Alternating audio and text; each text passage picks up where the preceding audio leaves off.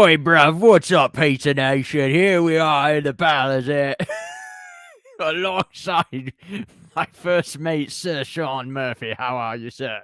Did you have a stroke when I hit record? Yes. What is that? Is the worst it's Australian accent I've ever heard. It's Was that like a supposed to be Cockney British? piece of shit. Yeah. It's like one of their Cockney fucking garbage ass, It's like a Liverpool type piece of shit, Yeah. It's like a Liverpool type piece of shit. Yeah, anyways, the Queen fucking died or whatever, rest in piss or whatever. I don't give a fuck. Fuck the Queen. But yeah, so I got my Manchester United shit, because like long live Manchester United. It's about the only thing in England I like. The But true yeah, monarch of England, Wayne Rooney. You know what I'm saying? dude. Hey, look at you learning the names of a player for once. Is Dude, it just look because at I've me. mentioned him like 3 times? No, it's because I definitely only used him in FIFA when I was a kid. Oh, that's fair, dude. Wayne Rooney. Oh, fuck. He was a beast, man. Guy was He's like the actually greatest, dude. Are you kidding me? Oh my god. Oh And he yeah. came over to DC United. Actually, he's the coach of DC United now. Oh really? Good for him. Yeah, he's fucking awesome, dude. Wayne Rooney's the shit. Fuck Shout out Wayne. We are a pro Wayne Rooney podcast. Absolutely. And also an anti the Queen podcast. Dude, fuck the Queen and her colonial fucking piece of shit. Monarchy here. Yeah, dude, fuck her and her imperialist family that did slavery and stuff. Fuck them all. Anyway, dude, they fucking just like imperialized and fucking colonialized the whole world and shit. Fuck them. Robert Winstanley does not represent From Half Court and From Half Court LLC. Yeah, Sean's a float. I was going for From Half Court LLC, and I said From Half Court LSD. Well, it's about the same. I mean, it's really. Yeah. Yeah. Sean's a very pro-colonialism and slavery guy. We all know that well. There's one reason, though, that I was truly caught off, though, more than the fact that you did the accent. Okay. It's the fact that we didn't start the episode with Pizza Nation. Let's ride. That's right. Yeah. What's up, Pizza Nation? Here we are, live from a real country that doesn't have like, a country that knows how to win their wars, unlike the United Kingdom. Well, hold that L from the fucking Revolutionary War. We're about the only ones that handed them an L, because other than that, they fucking conquered the world and fucking ruined everything. Well, we handed them an L plus ratio back. We did L plus 1780s. That's all I'm saying, man. We did L plus ratio Great Britain, which was pretty cool. Yeah, it was an epic gamer moment when we poured the tea out in the harbor and stuff. I think it was George Washington who called it that, who said that shit pog champ. Yeah, I think so. Yeah. Mm-hmm. No, my favorite part especially is that their most like historic team that wins all the time and stuff like that is owned by these like annoying ass Americans, the Glazer family who own the Buccaneers. And every single person in England, Manchester United fans fucking hate them and want them to be like kicked out immediately and someone else buy the team. They fucking hate them. Which they're kind of right, kind of, it's like, they're trying. I mean, they tried to get Ronaldo, and then Ronaldo just decided to be like, fuck these guys. And I'm like, okay. He's like, all right, I'm a head out. Yeah, pretty much. He was just like, oh, this is not going how I thought it would. And I'm just like, okay, cool, I guess.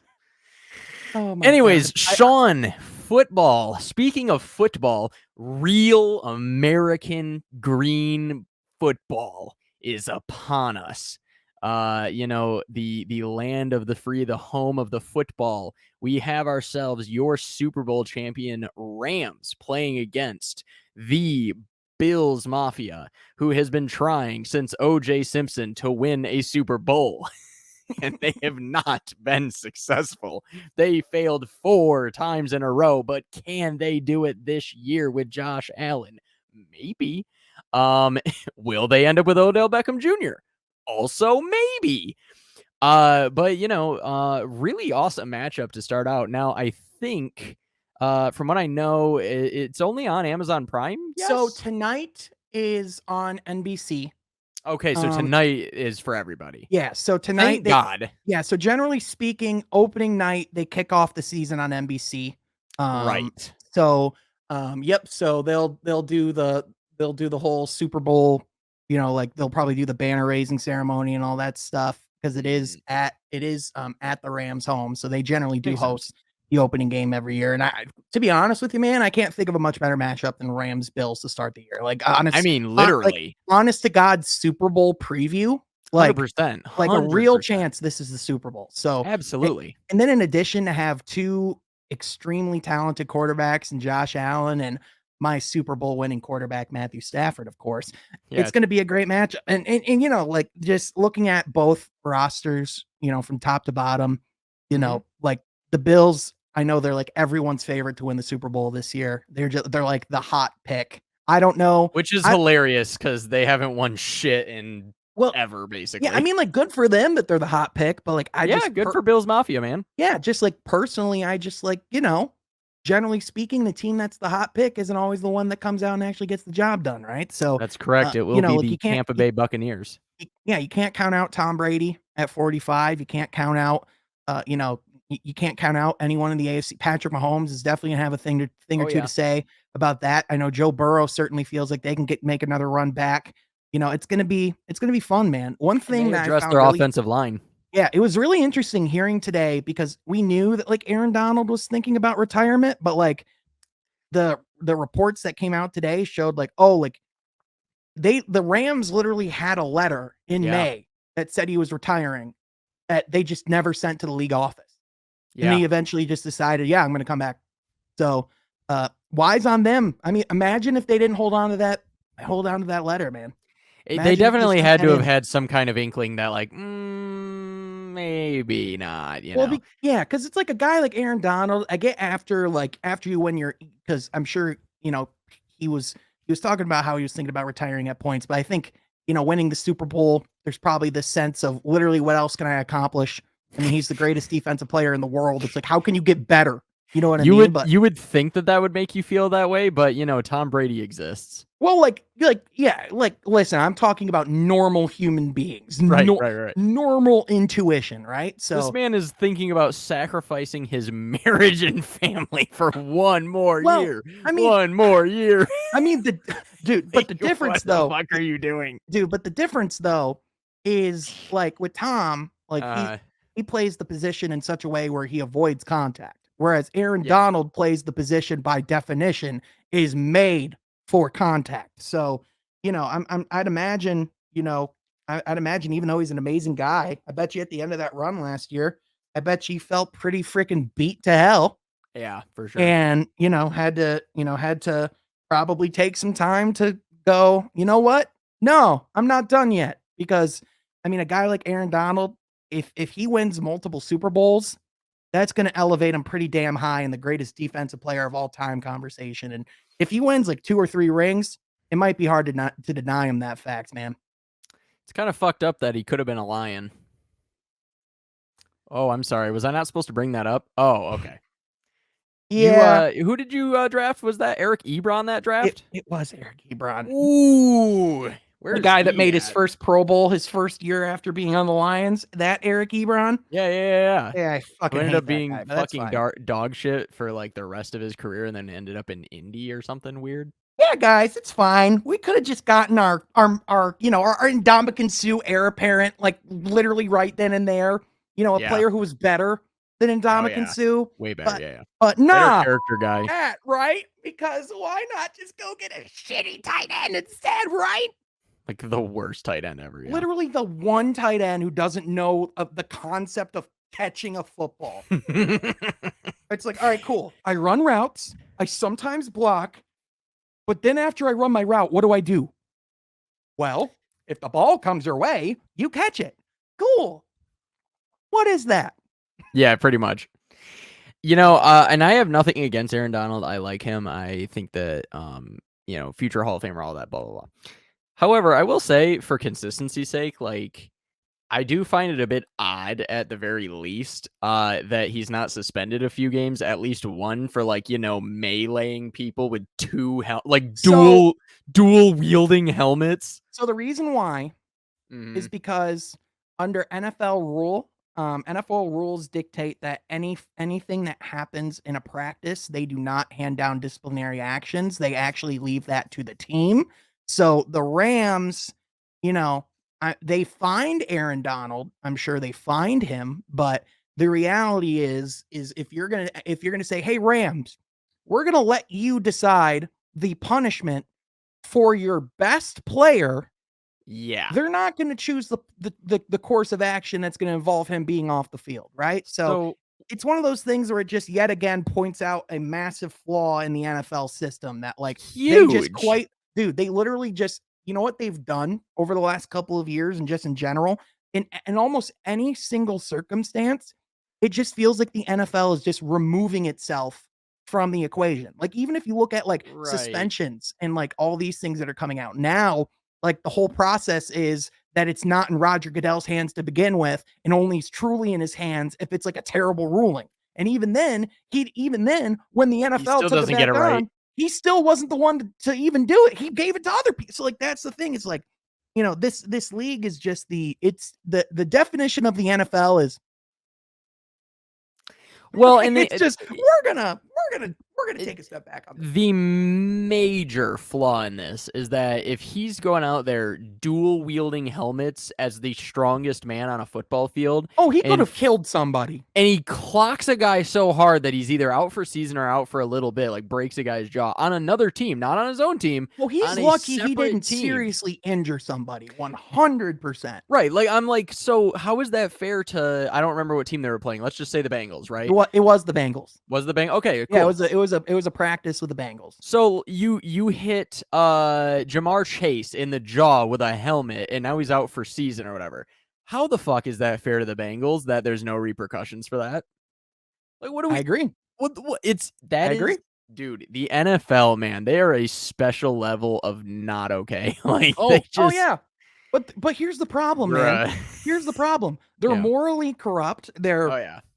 Their business practices are borderline evil. Business. But the reality of it is millions of people are signing up for NFL Plus this year, and you and me are gearing up to watch game 1 tonight and all the games on Sunday, man. That's the thing. And They have such a tantalizing product that like that everyone's willing to just leave that shit at the door, and once you hear Joe Buck's voice, that stuff doesn't matter anymore. You know what I'm saying? you have just reminded me of a very unfortunate fact. The fact that he's now going to be the host of Monday, or the broadcaster of Monday Night Football. Yes. I'll say this. Honestly, I'll take this 10 out of 10 times of as long as he's out of the playoffs for baseball. Because if I had to hear another fucking game of baseball called by Joe Buck, I was just going to lose it. Because listen, it's already bad enough that my Yankees barely squeak in or they dominate and make it in and then get absolutely laughed out in their very first series. But then you have to listen to Joe Buck. Exactly. Like who definitely clearly doesn't like the Yankees. So I get to listen to him cheer as the Astros fucking wipe their ass with us. And I'm just like, oh, that's cool. Like I'm already really upset, but now I have to listen to this dill hole the entire time. So yeah, I'm very glad that he's gone, but I'm also not glad that he's now doing football. So, and also did you see recently, and I guess he's done this multiple times, he's gotten like hair plugs and shit like that. I'm like, okay, that's cool. Yeah, man. I mean, listen, Neat. like, so when I think of it from like, he to me, Joe Buck is, and I think this is the reason why he's as successful as he is. He is objectively the least offensive announcer in sports. Like, genuinely, like him and like Jim Nantz. Maybe. Him like, and Michael Cole. They're like the same person. Well, yeah, like they're like at the end of the day, they're gonna go out. That they're not gonna say anything that's gonna get you in trouble. They're gonna do their job. Yep. And let's be honest, Joe Buck's called a lot of really iconic moments, and at times has done a really damn good job. I'll never forget listening to his call during the David Tyree catch and everything during that Super Bowl. You know what I mean? So like there's aspects where I think like, I think Joe Buck gets a little more hate in that sense than like he deserved. But at the same time, it's also hard not to look at him and be like, all right, so you literally just got to where you were through nepotism. Like, pretty much, yeah. Saying? It's just like, it's like, cool. Like, hey, kind of like really the Queen. You're really good at this. At this point, you deserve to like get like the best job. But like, dude, for real, you literally, it's all just started just because your daddy did the same thing. So that's correct. Mm-hmm. Yeah, no, for sure. And I And like you said, like and similarly with like Michael Cole, it's like these guys, like they have moments where they're great and you're just like, you know what, maybe I'm being too harsh, whatever. But then other times you just hear just the sound of their voice and you're like, God Well, I damn can it. honestly say, man, like even just listening, like even just like from watching WWE from like even just from like the month and a half that Vince has been gone, Michael Michael. Cole has been so much better. And you know why? Because he's not in his fucking ear and telling him everything to say all the time. You know what I Yeah. mean? Like that, like that's the thing. Like, are you saying that commentators can commentate and watch what's happening and give you the like they know what they're doing? What? Like, because Yeah. that's the thing. Like Michael Cole again, like as much shit as we gave him, Michael Cole knows what he's doing, man. Yeah, it honestly that SummerSlam, I was like, whoa, I didn't realize there was like a good version of him. That was crazy. Yeah, yeah, exactly. By the way, speaking of, we got to talk about this AEW mess, man. We haven't even talked about this yet. The fans are our fans are gonna be so pissed right now, but you know what? Oh, who gives a we're talking wrestling? They got to Fuck know 'em. the deal here now. We'll Yeah. talk football in a little bit, but like for now, like, dude, Yeah. all right, all right, I got to know, man. First Okay. of all, I'll just tell you really quickly my Mhm. takeaway just from having a few days to stew on this. Right. I am no longer a CM Punk fan. To me, I knew he was a flawed guy. I knew he had a bit of an ego. I knew that he was a bit of a self-righteous prick, but like Sure. at the same time, like I loved his character. I love his passion for wrestling. And there are moments where I still think CM Punk is a really cool guy, but like to go out and be like, well, these motherfuckers were telling media all this stuff. And it's like literally every media professional in wrestling that's covered this story after the fact has been like, no, they were not the ones to do that. And even then, this all just stemmed from CM Punk getting really offended by Hangman Page calling him a part-timer in a promo, like going out for business for himself. Like, come on, man. Like it's just he That's just what looks he's like upset about. It was literally that one promo. it literally started from that, and then Cool. essentially how it boiled over the last couple of weeks. So, Colt Cabana, obviously, him and CM Punk have quite a history. So Such a so weird history, to be so honest. so here's what happened of recent. So as you know, Colt Cabana is a member of the AEW roster, Yep. and towards the end of his tenure, reports were coming out that AEW was not going to be renewing his contract. Right. And so naturally, because of that, there were reports that started coming out that CM Punk reportedly had a role in Colt Cabana not being with the promotion any longer. Okay. And the thing is like he did get a new contract. He's staying on the roster, but instead of AEW, he's going to be wrestling under Ring of Honor. So he is still Are going. they owned by the same company? Yeah. So Tony Khan earlier this year bought Ring of Honor. Okay, cool. So Seems which is kind of really weird, cool, but by the okay. way. They even like MJF returned and they referenced like a classic CM Punk promo from Ring of Honor and showed a clip and Oh, everything. Like they did all this really cool stuff, and it was literally just undone by this entire thing. So, like I definitely like, all the reports of the fight, like apparently like the Young Bucks like kicked down his door and like they were super pissed. Like at the same time, during chairs the were thrown or yeah, something. but here's the thing. During the press conference, CM Punk said, and he's like, and I've said this so many times, if you have a problem with me, come see me and we can go. Like, so, like, quite literally, he literally asked for Like, it. yeah, advocating So, for it. Yeah. and at the end of the day, man, to be honest with you, from everything I've seen from the like, even though I didn't have much of an understanding of the Young Bucks or Kenny Omega Yeah. before AEW, but I got to be honest with you, man. Knowing who those guys are, it's hard for me to not say, okay, like CM Punk's just like they're all wrong at this point because they're all acting like impetuous children because that's the wrestling thing to do, I guess, is just to have a huge ego and just fight with people like, no, I know more about wrestling. Like Yeah, it's yeah. just it's all stupid, man. And like the fact that this could actually like negatively affect the promotion going forward, like, Tony. But the other thing is that Tony Khan looked like a fucking moron during that Oh entire press yeah, conference. he looked really fucking stupid. He's He, one of the guys who's the biggest loser of this whole thing. oh, 100%. And like he did handle it well after the fact, but like, and maybe this is like the new like promoter lesson or something like that, but like you can't like you can't flat out just look like, like the prisoners are running the asylum. You know what I hundred mean? percent. This is some WCW shit. Yeah, dude. Yeah. So my take is pretty much all of what you said, more or less. And my thing is like one of the things I was most struck by was the fact that I'm like, not that long ago, there was so much negative heat on WWE, and everyone was concerned that that business was going to fail or is going to be sold and this, that, whatever. Like, there was like, they were firing everybody under the sun, getting rid of all these Yeah. wrestlers, blah, blah, blah. It seemed like he was preparing to sell the company to Disney, blah, blah, blah, whatever. Then the big scandal breaks, and so it's only getting worse. And it just seemed like the sky was falling from WWE. Right. And then all of a sudden, and it seemed like the keys of the kingdom were handed to AEW, and they were just killing it. And then all of a sudden, it was like Triple H took over, and WWE started to like very rapidly become awesome again. And then AEW, for no reason, CM Punk really, for no reason, just decided to take a shotgun to its own foot and just destroy Well, so there everything. has been, it's not entirely that.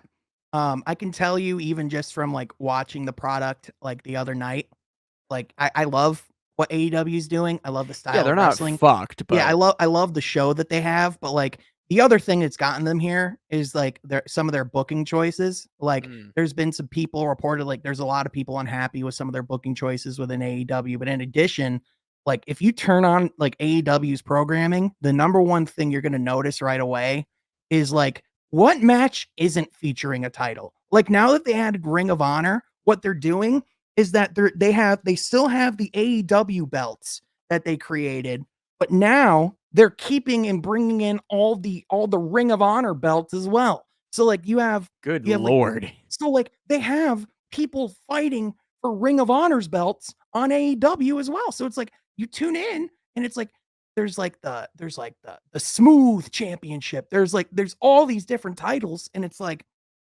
it's literally like the same thing with WWE, where it's like if you just keep adding all these belts, you're making the other belts increasingly mean less and less and less and less. Yeah, and WWE kind of made that mistake a little bit with WCW, but much less so.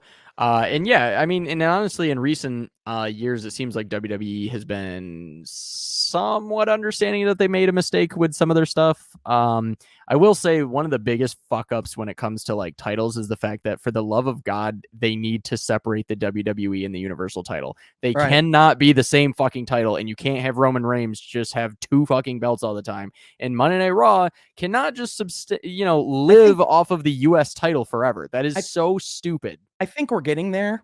I think that's just going to be a long-term thing. I think that's just like Yeah. in my opinion, I think it's very similar to how they unified them back like a few years ago when they did the WWE Championship and the World Heavyweight title, right? It's Yeah. you do the unifying match at WrestleMania, right? So I would Yeah. imagine that they're probably going to bring back Cody at Royal Rumble. I'd imagine they're going to do some form of unification title match at WrestleMania. So are you saying that they might get rid of the Universal then? Like they might, yeah, I would imagine that like if they were to get, in my opinion, like I'd get rid of the Universal one and just keep the WWE World Heavyweight title. To me, that's the one that's always been the one that's like been like the coveted prize. I mean, Sure. but at the same time, Well, I mean my that's problem is that you have the brand split. So like one of two things has to happen. Either A, you undo the brand split and you either kill off SmackDown or you like mix them together again.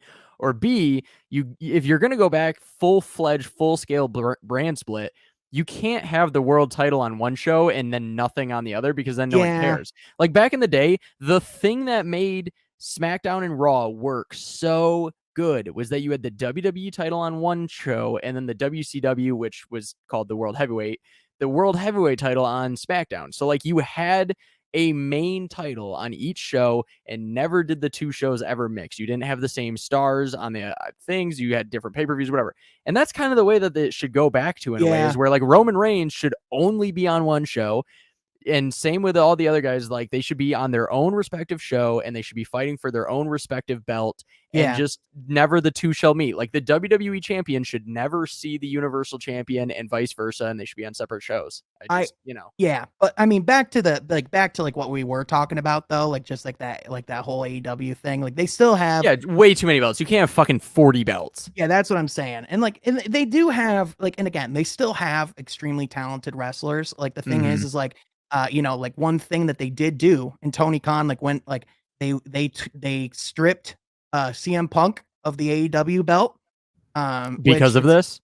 Partially because of this, but also it sounds like he also during the main event of the pay-per-view before this fight even happened, reportedly also tore his triceps during the match as well. So he was even was injured going into that fight.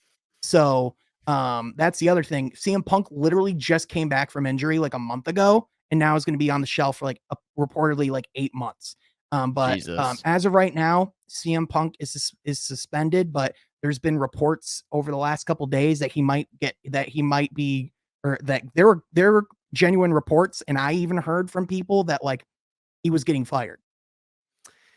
Which is crazy. But I mean, but again, to me, I don't think that's going to happen. I think I don't think so either. I think Tony Khan's ultimately going to try to like keep everything good until they can build that into being a match. Because let's be honest, like the best thing AEW can do at this point is find a way to make money off of this. Like, but again, like the other thing that sucked is that during this pay-per-view this past Sunday, they introduced new belts. They were the Trios Championship, which was it's tag team wrestling, but it's 3-on-3. I hate it already. It's actually pretty fun to watch, but like already hate it. But they put it on the Elite, and like I'd imagine that was like part of like why they brought this in. What, like, I mean, for one, they're like expanding more into tag team wrestling, which hey, I don't have a problem with. It's a new concept. It's something interesting, but at the same time, like again, it just leads into the how many freaking belts you have. But the problem is he had to strip them of those belts too. So like literally, they were just brought in. They were just crowned as the first ever champions, and then they immediately had to strip them of the belts. So it's like, cool. Hey, like, all of you guys, like, if you want to like start acting like adults and like have conversations with each other and like figure, because again, that's just the thing, man. Like, at the end of the day, this just feels like old 90s like attitude era wrestling beef. It just feels childish to me. It honestly doesn't. It feels worse than that stuff, because like at least in that era, like it was real like men like going in, like they would solve that shit and it wouldn't be public and it wouldn't be over a microphone. They would go in the locker room, they'd fucking solve that shit, and then it was over. Now it's just a bunch of guys like posturing and being like, oh, I'm gonna beat him up, no, and I'm just like, bro, what are we doing? You're already like fake fighters, like what are we doing? Like, yeah, it's absurd. But as far as the tag team stuff goes, Jesus Christ, I hate tag team wrestling. I really truly do. I disagree, but that's a whole other conversation. I here's what I will say. I hate cookie cutter, like just really quick on it. I hate cookie cutter tag team wrestling. It's terrible. But AEW doesn't do cookie cutter tag team wrestling. They actually like, if you watch their tag team division is like fucking awesome. That's the difference between WWE and AEW. Like literally, like Braun Strowman came back on Monday. The first thing he did was literally squashed the entire tag team division on Raw. The entire division was out fighting each other, and Braun Strowman literally came out and beat up all of them. And then, cool. and then over in AEW, they're giving them like a trios division. Like the tag team division is like prominently featured, and like they're introducing new tag teams. And like, even then, like they still have extremely talented wrestlers like as their tag team champions. Like right now they have like Jay Smooth and Keith Lee as their tag team champions of the world. Like two of some of the best wrestlers on the planet. So they treat it seriously. But the one last thing on the report I did want to touch on. Did you hear about CM Punk's friend and producer and what he did during all this? No. So he's apparently the one that threw the chair Oh my fucking God. And in addition, he also reportedly bit Kenny Omega. I mean, what are we doing? So apparently, like I mean, what like, are we doing? So the reports say that like his justification was that they came barging in. His wife was in the room and he was trying to protect his wife. But like By even biting then, somebody? by biting someone and throwing a Cool. chair. So yeah, man, this sucks, man. I hate this for. I mean, everything involved. It's just like this. That's just the thing, man. This all just sucks. There's just nothing about it that's good. There's nothing that goes, man, this is great. Because again, like it comes back to this. They brought back MJF and literally CM Punk and MJF before all of this had what was many considered like one of the best stories in wrestling in years. They do this build. They take MJF off TV and like he does this whole pipe bomb promo. They take him off TV for months, more than likely kayfabe to bring him back for this exact pay-per-view, for this exact moment, for that exact thing that they did at the end of the pay-per-view, right? Right. But then literally within 20 minutes, it meant nothing. 100%. It meant nothing. And so like that's so like, you know, at the end of the day, yeah, man, like nothing much else to say on the fact that kids, you know, you play stupid games, you win stupid prizes. 100%. That's just the way it goes. Yeah, it was upsetting. Yeah. For sure. Cause yeah, I agree. It's just like one of those things where like AEW is a great promotion and stuff like that. And so it always sucks to see shit like this happen. Well, and the other thing, like, even though I said like I'm not a fan of CM Punk after this, like I know I'm going to be excited when he comes back to the ring, or if he does come back to the ring. Like the thing that sucks, I literally love every wrestler involved in this story. Yeah, Kenny Omega, that's the thing that sucks. Kenny Omega, awesome. The Young Bucks, entertaining as hell. Yeah. CM Punk, a generational talent in wrestling. For sure. But at the same time, a lot of CM Punk's critics look pretty damn smart right now. And that's just the way it is. But yeah, moving on from the wrestling here, folks. Yes, sorry, I had to know your opinion. No, for sure. Yeah, and I was like, how do? Because here's the thing, like, just full disclosure, we hadn't even talked about this yet. Yeah, like, no, and off the pod, like, how did we not even talk about this? I agree. No, I echo basically everything you said. I think also like listening to him, and he was just being like, you know. Oh, he's going into business for himself and this and that. I'm like, isn't that what you're doing this entire time, CM Punk? Like, this kind of seems like you're the one doing all of the things you're like saying he's doing. So that's cool. Right. But well, it just made him look like a giant hypocrite. That entire speech just made him look like a big hypocrite. Yeah, it sucks because I really love CM Punk, but also like, what the fuck, CM Punk? You're being a total bitch. Right. Sean Murphy, I would like for you to pull up the brand new Sid. What the fuck? Yeah, Statement Edition jersey. Statement Edition. Okay, the Statement Edition jerseys for the Detroit Pistons. Because I think we need to hash this out here on the pod. Yes, we do. So I'll just start. Just give a brief, about how you feel about it. All right. So I saw, first of all, I was thrown off guard when I found out that these were the Statement Editions, because when they made the announcement, they said that it was coming out at 3:30. Like they were like, stay tuned for 3:13 p.m., which is the Detroit area code. I thought it was going to be the City Edition. So I thought, we already have the city, don't we? Isn't that what No, and they do new cities every year. Well, I thought that's what the teal thing was. No, that's just a throwback. It's just a throwback. Yeah, it's just an anniversary edition. So the cool thing is that there's still another jersey yet to be revealed. I'm hoping it's red. And this one's being designed by Big Sean. Oh, cool. So this one wasn't designed by Big Sean. No. So funny enough, so here's the story behind this jersey. So it all stemmed from a voicemail from a fan back in 2020, who called like the Pistons and was complaining because he was like, man, we just got 3 new draft picks. We're rebuilding. We're in a new stage. But like all these other teams are getting these super cool jerseys and we're not changing anything up. We're not doing anything. I want something new. I want something bold. He was like, why don't we have something black? Like he literally said, like, call like a black jersey or something. Like he literally said that like in the voicemail. So like this entire jersey design, they were like, hey, keep listening to this voicemail. Use this as the source of inspiration for the jersey that they did. So he was like, go bold. Here's what I'll say. First off, to their credit, I think this is a bold design. I Mhm. really do. I personally like it a lot. The more I look at it, the more I like it. I'm biased in that sense. When I look at this jersey, honestly, at first when I saw it, I didn't know how I felt. I was like kind of a little on the edge. I saw this photo of Sadiq Bey in this jersey, and I was like, oh my God, I need this Sadiq jersey.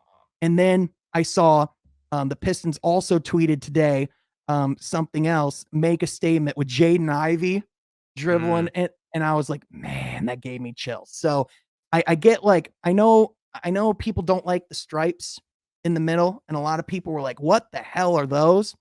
But I think an important thing to bring up, and I even told you, I even gave you this context yesterday, and I know you were kind of like what? But like, Yeah, yeah. but it is an ode to the Bad Boys, specifically back in that era. The Bad Boys had on their warm-ups had these stripes right down the middle. And Yep. so I personally love And that they then where did. the name Rick is kind of like right there is where they put the Detroit, and then the number is kind of where the Pistons logo is. So it kind of looks like the old warm-ups, yeah. Yeah, like the Detroit ones, like the Detroit's just right down the middle. Oh, The yeah, yeah, and then the 41's kind of a little off to the but yeah, I see what you're saying. Yeah. It's So given the same, yeah. yeah. I also do wanna like give the other thing that like there's gonna be a court that goes along with this as well. Mhm. And we haven't seen how it looks on an NBA court yet. And I think sometimes jerseys inherently look better like on the court than they do in a picture. So And with a whole squad of people instead of a single image, sure. yeah, exactly. So like, it's one of those things where like I definitely think like part of why the reaction was what it was is just because it is just inherently different and like they Mhm. did take some creative liberties on it. But like, listen, man, I'm like I think it looks fly as hell. And this is the first time in a long time that like the Pistons actually like did something different. And like the Yeah. fact that they're doing that, I just appreciate a ton. Yeah, so over the last 24 hours that I've kind of had to like see it several times now and think about it whenever. I will say I never had a like viscerally negative reaction necessarily. I knew that when I first saw it I didn't like really like it, but I didn't have like a visceral like fuck these. Like I didn't have like that kind of reaction See, necessarily. I will say, Yeah. in our conversation that we had, so Mhm. this is the only interaction that you and I have really had about these jerseys. This Okay. is the only thing I've really seen you say about it at all. And so with that, this was this was this was what you said to me. So It is. It is. um Okay, so I guess that is pretty inherently negative. what inherently negative? It's a trash can. Yeah, I definitely did not like them when I first saw them. I will say though, like I did not hate them as much as like let's say like the Utah Jazz, like they're like Mhm. piss yellow. Like I didn't hate them to that level. I knew I didn't like them. But definitely like when I saw Sadiq in them, it made me soften a little bit because I did like them on Sadiq a bit. But here, my main things are this. Number one, I get what the guy was saying in the voicemail. If we need like black and this, that, whatever, right? And I'm gonna get to that. Mhm. Um, it looks like the Clippers. It just does. It looks almost identical to a city edition that the Clippers did, or a statement edition that the Clippers did a few years ago. It looks identical to it, pretty much. It's as far as it has the black and then some red and the blue and whatever. I think if they had done white to make it look exactly like that old Bad Boys uniform, I don't think it would have been as sinister, with like the black or whatever, but I think it would have Mhm. made more sense with what they were going for. Mhm. I think that the Detroit in the white and then the white down there looks neat or whatever, but it's just very Clippers-esque to me, and it to me is also not overtly Yeah. aggressive or has that like So dog in it. I know what Um, Clippers jersey you're talking about. yeah, pull Is it it up a second. Yeah, is it the so Just it's just Google like black Clippers jersey, and then I'll tell you if it's kind of what I'm looking at. But it's the same color scheme, you know what I mean? Which, of course, when your colors are red, white, and blue, the same as the Clippers, it's inherently just going to be kind of an issue. right. So I think But so from what I can tell, I believe these are the ones you're talking about. But like when you look at it though, it's yeah, just like they are like I get that it like does share like the stripes on the sides, but like the front of it does look significantly different.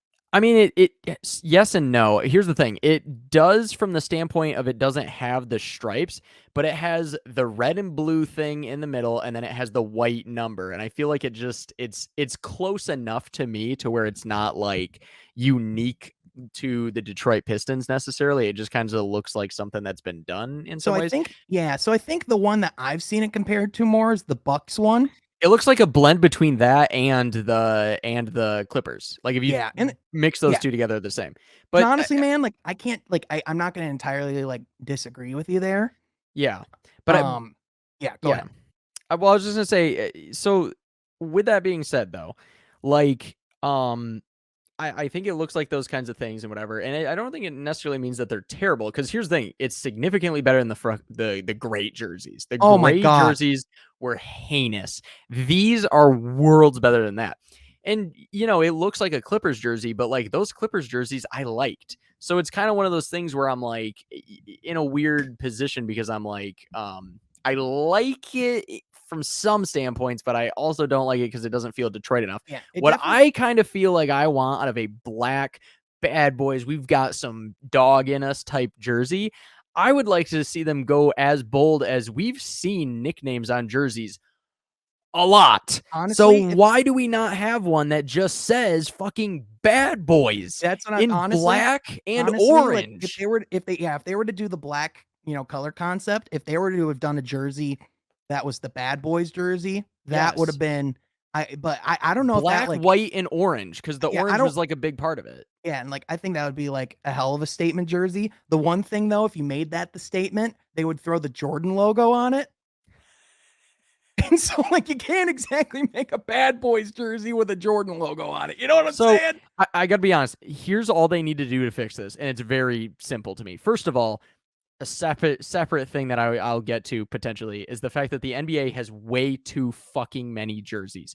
But besides that, That's more of um, a Nike thing. That's never going to change. it's fucking obnoxious. Anyways, the point is that here's how you fix that, Sean. It's very easy. You make the statement edition the red jersey, which we've all been clamoring for. You put the Jordan, not a big deal. Okay. Then the city edition can be the fucking bad boys, where it's just the Nike swoosh. You make that shit all black. You put bad boys with like an orange outline around the letters, I and hope it's fucking in my amazing. opinion, like I would love like if they did in my opinion, it would be perfect if I'm not saying they have to do it now, Sure. but if they did it next season or the season after that, like 1989 was when the Pistons won their first championship. So if they did it next year, it'd be the 2023-24 season. That technically put us at 25 years since we won our first championship. So in Yes. my opinion, that would be a perfect time to bring back the Bad Boys jersey to like commemorate like that first title, like what they meant to the city of Detroit. That would be a perfect opportunity to do it. But the thing that's tricky is that with the city edition, they pretty much change it up every year. So that's the tough thing with it.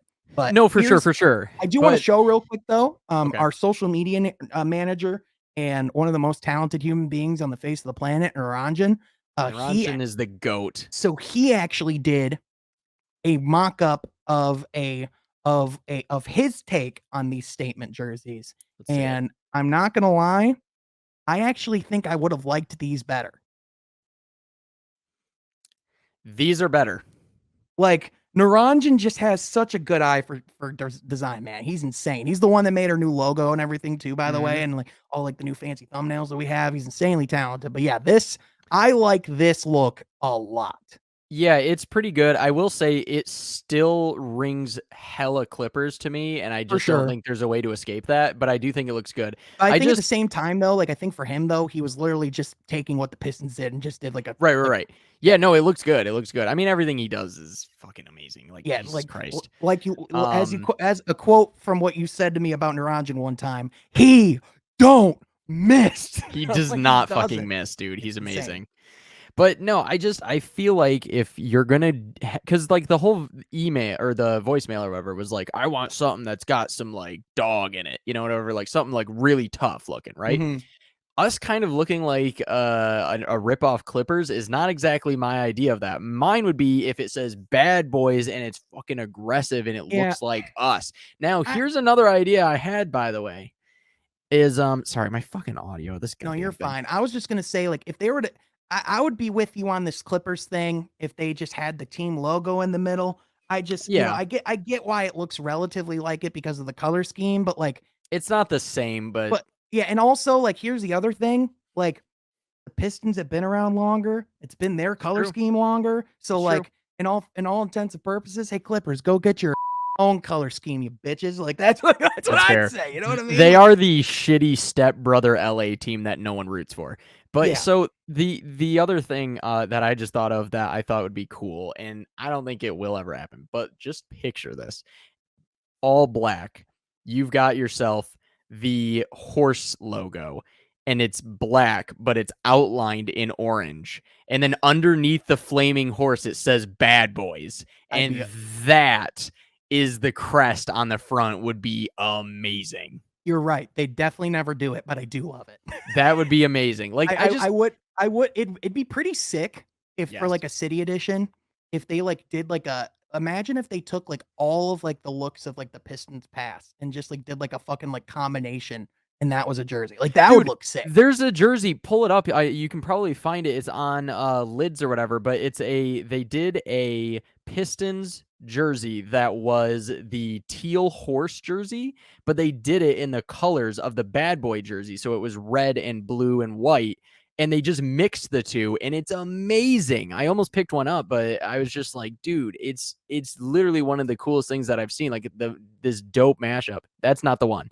This one Um, looks sick though. that one does look really cool. I also saw that one. They also had that one on a discount.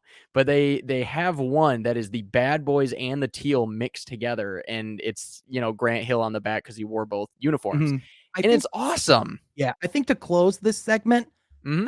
I think the reason why I'm not as hypercritical on this either is Mhm. that from a sake of full transparency, I've seen the Pistons put out some terrible uniforms For over sure. the past decade. I mean, the chromes aren't even the beginning of it, man. Like this is like these are like the second version of the chromes, and the first chromes are even worse. Like so, Those like black ones with the gray bars down the middle were absolutely unsightly. okay, but dude, like seriously, like look at this. Like there was a chrome that we had in the Andre Drummond era. This was an actual jersey that the Pistons had for multiple years. Multiple Yo. years. And like even then, this was our first city edition Oh, with yeah, I Nike. remember So those. like Oh so god. listen, man, I get it. I get that these Oh aren't and god. like these Those were were the like best version ever of the chromes, and that's the thing. and These they were the still best suck. version of the chromes and these still suck. Yeah. So like in my honest opinion, man, like we're heading in the right direction. I Is it gotta be honest, you're very correct on that. This is a good take. like, are we like, listen, do we have the best jerseys in the league right now? No. No, I would not say that. However, these jerseys that we did that came out this year, first of all, they're a different look than they've done before. True. They're an intrinsically more pleasing look than they've done over the 100%. past 10 years. So, like, even if this isn't the best jersey that the Pistons have ever done, this is at least one of the better ones they've done in a long time. And this just shows that, like, hey, last year's City Edition was a hit. This year's statement jersey, way better than what we had before. Yeah, way A lot better. of fans actually like it. And in my Yeah. opinion, I think once you see it on the court, I think those jerseys are going to sell pretty well. I And think so, we'll warm up to them. Yeah, yeah. yeah. And also, I'm going to be honest with you. I something tells me this Big Sean jersey is going to look awesome. Oh, yeah. So, like, in my opinion, like as for the team as a whole, you and I have even talked about this before. Like a couple of years ago, like our social media was like not nearly where it was now. Like just as far as like how the Pistons have like improved in their marketing sphere, in their branding sphere, in their like just in like the overall presentation and quality of what they do, it's Mhm. night and day compared to where they've been. So I would just say 100%. they're heading in the right direction, man. Just keep giving them chances, and I tell you, they're gonna make some cool shit. That honestly, that is the correct take for sure. I agree with you. And especially after seeing some of those other ones that we do forget about sometimes, or at least I do. Yeah, and Um, like, and I get like people are like, oh, well, just because it's like not bad compared to this one doesn't mean this one's amazing. And again, like I like if I were to like grade this on like a scale like 1 to 10, I'd give them an 8. Like I'd say they're like a yeah. B minus. You know what I mean? Like that's where I'd put them. I think they're honestly really solid. I like the direction they're heading in. And I mean, let's be honest. Like if there's like a couple tweaks they make here, like I think this is like a consensus banger jersey. So overall, I like it. Yeah, and I think honestly, like if you made this jersey red and then put like I don't know, like a blue and white stripe or something, and then did like black numbers and stuff like that. Like I think that there's a way to remix it that would make it really, really fire.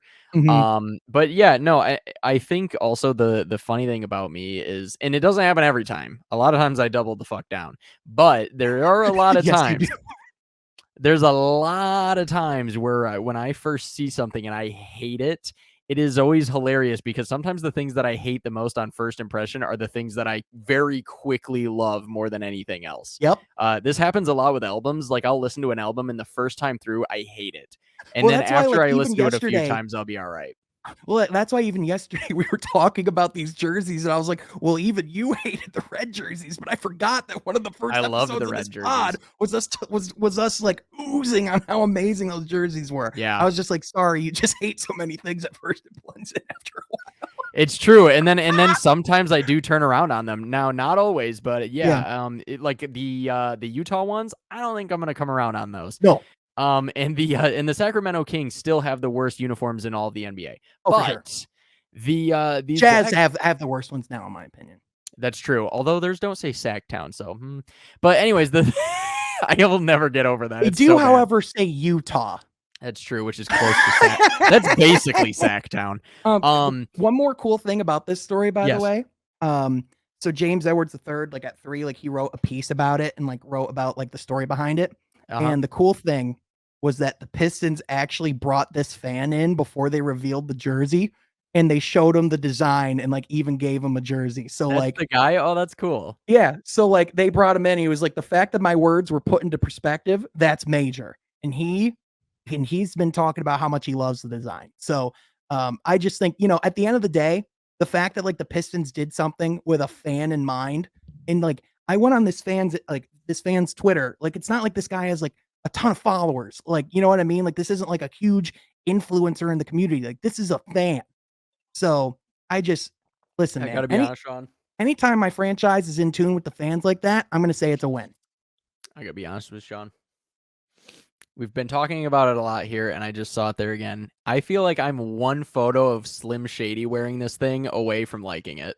Dude. I'm one photo of Slim Shady wearing this away. And dude, are you telling me that with these jerseys, with Or like this Amon-Ra color St. Brown scheme, with that on. with this color scheme, and then even like how cool this logo is, If that's at center court, that's gonna be fire. dude, are you telling me the court isn't gonna look awesome? I have to tell you though, that looked like the Clippers logo.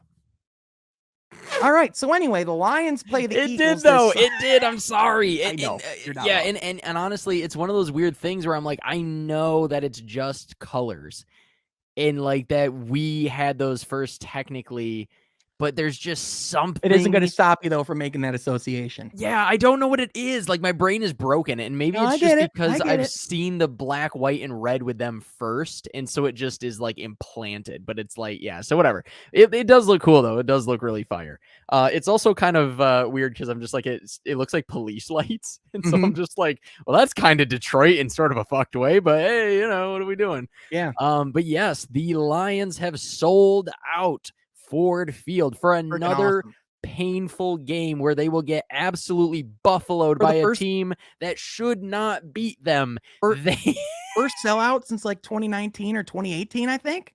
yes. So it will be a game in which, similar to that Jets game, where the fans were starting to chant Jets, Jets. it's not going to be that bad. The Eagles aren't that good, but here's what I will say: No, they're I not know. going I'm to win just the being game. first of all, the Jets are horrendous. So first of all, okay, if we're gonna go there, first of all, Oh yeah. Now granted, it was still the Matt Patricia era, but yeah, now Well, you know what's cool, by the way? The second it we would literally be started really talking about sad if this, the Lions got boat raced. here's That what would I be will so say. sad. All right, but here's what I will say. It's really cool that we started talking about this at this second, because literally the second that we made the transition was as of like tell you what time we're recording this. Yep. Literally the first game of the season just kicked off. Let's literally go. like the kickoff just happened as we started talking about it. Hell yeah. Who's receiving the ball?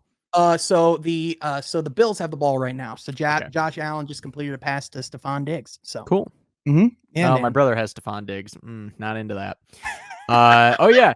Do you have a fantasy team? Oh yeah, I have a couple fantasy teams. I actually did one last night. So I want to say you should give us your A lineup. I only have one league, so I only have one lineup. Mine is that I have Mr. Patrick Mahomes. I have Deebo Samuel. I have Chris Godwin, which I didn't originally have. I just traded. Yeah, let me show you the one I'm the most proud of. Sure, go for it.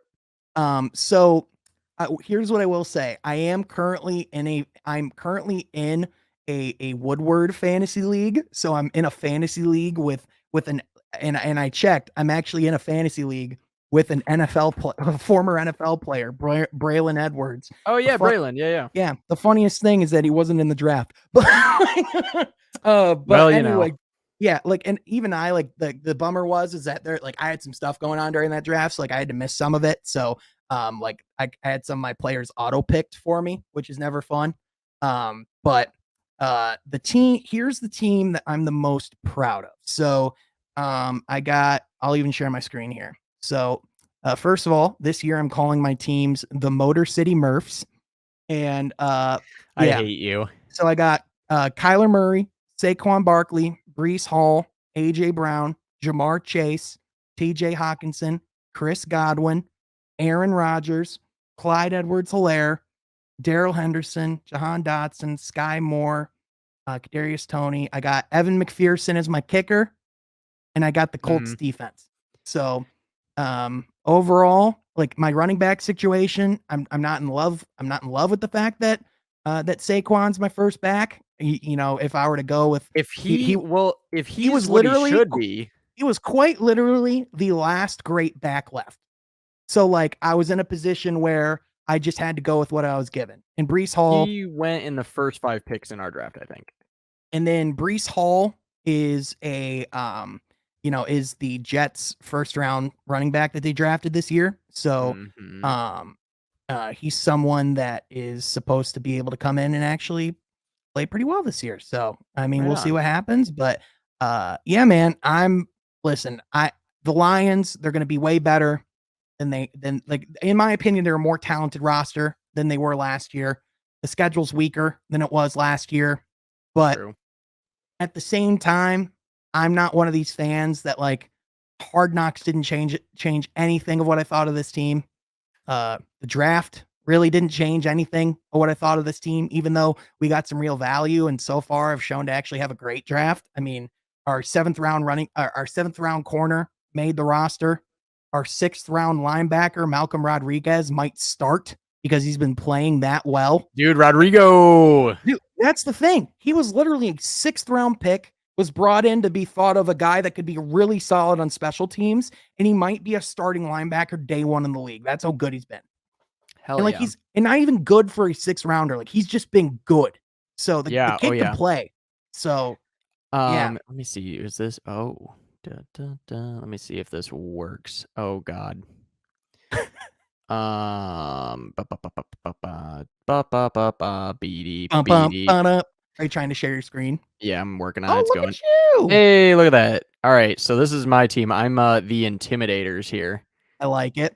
And is that Dale Earnhardt in your picture? Yeah, because that's the Intimidator. Oh my God, I love it. It's the Intimidator. So I Oh my put God. the Intimidator. So here's my team. Okay. Yeah, I just recently traded. So I traded. I had Jerry Judy and well, let me see. I wonder if I can go to my recent trades. Where the fuck are trades? Well, it doesn't matter. I'll find it. All right. Did it stop sharing? Okay, cool.